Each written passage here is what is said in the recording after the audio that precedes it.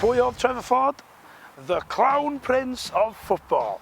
Wan iddo fo muno efo Abertawe yn 1939 pan oedd o mond yn 17 oed. Nath o'n actually gallu cychwyn chwarae'n syth oherwydd mi oedd yr ail ryfel byd i cychwyn a'r gyngrair wedi cael ei suspendio.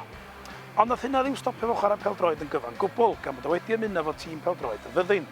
A rhwng 1945 a 1946 nath o sgorio 41 o goliau iddyn nhw. Nath hyn fod yn ymarfer gwych iddo fo, oherwydd yn ei dymor cyntaf i Abertawe, nath o sgorio 9 gol mewn 16 gêm. Nath hynny ddal llygad Aston Villa, a nath nhw arwyddo fo am 10,000 o bunna sydd yn bonkers o bres i dalu ar y pryd am rywun o mond wedi chwarae un tymor yn broffesiynol. Un o'r prif resymau gan Aston Villa ddiddordeb yn efo oedd ei steil chwarae fo. Oedd o'n anhygol o gyflym, yn aruthrol o gry, ac hyd yn oed mor fuan a hyn yn ei yrfa, doedd o wir ddim ond neidio mewn i dacl yn galad.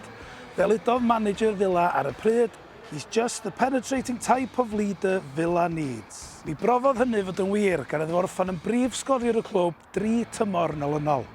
Yn ystod y cyfnod yma, tra'n chwarae Abertawe a Villa, mi chwaraeodd 16 gêm i Gymru a sgorio 10 gol.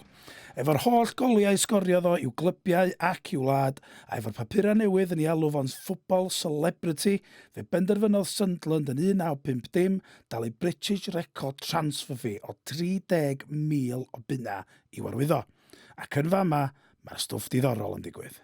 Reit, dyma oedd y sefyllfa, a dwi am esbonio fo yn yr amser mae'n gymryd i fi gerdded o gwmpas the Stadium of Light. Nôl yn 1950, oedd gan yr FA cap eitha llym ar glybiau ar faint oedden nhw'n cael talu i'w chwaraewyr. 12 punt yr wsos, dim mwy, neb yn cael talu mwy na hynna. Ond, nath Sunderland ffeindio ffordd eitha twyllodrus ar sut i gyfinsio chwaraewyr i ddod i fama i chwarae. Pan oedd Trevor Ford yn arwyddo, oedd o'n gwybod nid yn unig bod o'n wedi cael i 12 punt yr wsos, ond hefyd gath o 250 cash in hand. Oedd y clwb yn prynu tai i'r chwaraewyr a'i teuluoedd, oedden nhw'n talu rent iddyn nhw, oedden nhw'n hyd yn oed prynu kitchen appliances iddyn nhw. Ar ben hynny, o'n straeon bod y cadeirydd yn arfer chwarae gemau snooker yn erbyn nhw, campit y gem, ac oedd y cadeirydd wastad yn colli. Nath Sunderland gael get away efo hyn am flynyddoedd. Hyd yn oed ar ôl i Trevor Ford fynd i Gaerdydd a bangio gols mewn o fanna, oedd Sunderland dal yn defnyddio'r dacteg o creative accounting.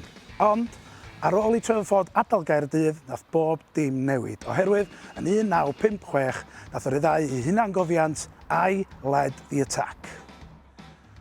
Yn y llyfr, nath Trevor Ford gyfadda i'r holl daliadau anghyfreithlon oedd Sunderland wedi wneud. Nath yr FA gaf i mewn, a dim just oedd nhw ffein anhygoel o enfawr ar Sunderland, ond hefyd nath nhw banio Ford rhag chwarae unrhyw glwb ym Mhrydain. Oedd Ford wrth gwrs yn meddwl bod hyn yn hollol anheg. Cwbl o ddod i wneud o deud y gwir, ond doedd yr FA ddim yn cytuno. Felly, oedd rhaid i Trevor Ford symud i chwarae PSV yn yr iseldiroedd, lle, chwarae teg, nath o gario ymlaen i banio gols mewn. Yn anffodus i Trevor, doedd yr FAW ddim yn cytuno fo chwaith. Ond cofiwch, oedd yr FAW adeg yma'n dueddol yn gwneud penderfyniadau amroffesiynol, personol, Derek Tapscott er enghraifft. Gath o ddim i ddewis i garfan 58 am ddod i gwrthod seinio i Gaerdydd o Arsenal ac oedd cadeirydd Caerdydd yn istar fwrdd yr FA. Meddyliwch sa hynna'n digwydd heddiw. Mae Gareth Bale newi wrthod fynd i Gaerdydd a dewis mynd i LA yn lle. Meddyliwch sa Robert Page ddim yn mynd â fo i Qatar. Felly, os doedd yr FAW ddim am ddewis Tapscott oherwydd hynny, doedd nhw no way am ddewis Trevor Ford oherwydd hyn.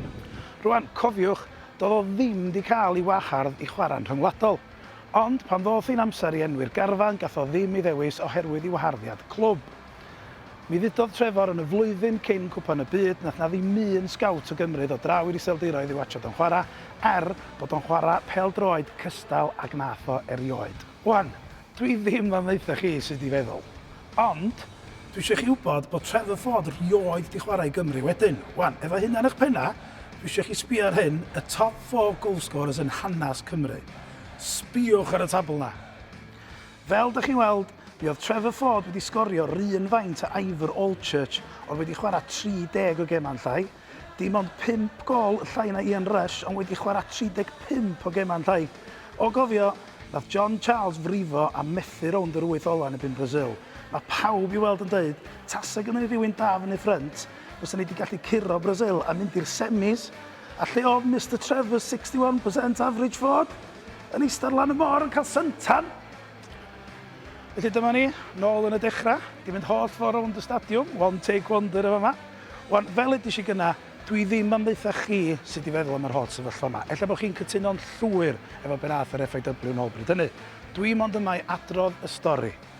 A dwi'n mynd i aros yn hollol neutral. Oedd yr FAW yn stupid.